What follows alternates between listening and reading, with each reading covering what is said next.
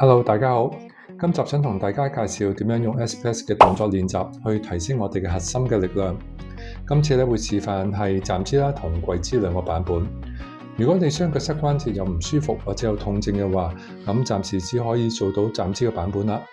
對於脊椎側彎嘅朋友，我會建議你哋先由初階嘅版本開始練習。練習咗一段時間之後，當你覺得呼吸暢順咗，身體比以前更加穩定，咁就可以進階到基礎嘅版本。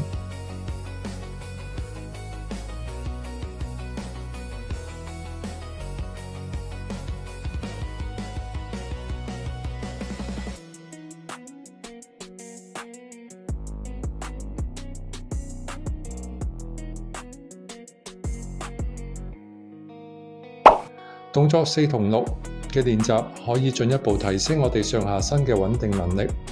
如果你喺做練習嘅過程當中感覺到肋骨啦、下背腰嘅位置會有唔舒服或者感到有壓力，我會建議你先返去練習初階嘅版本，等身體適應咗之後再嘗試做返基礎嘅版本。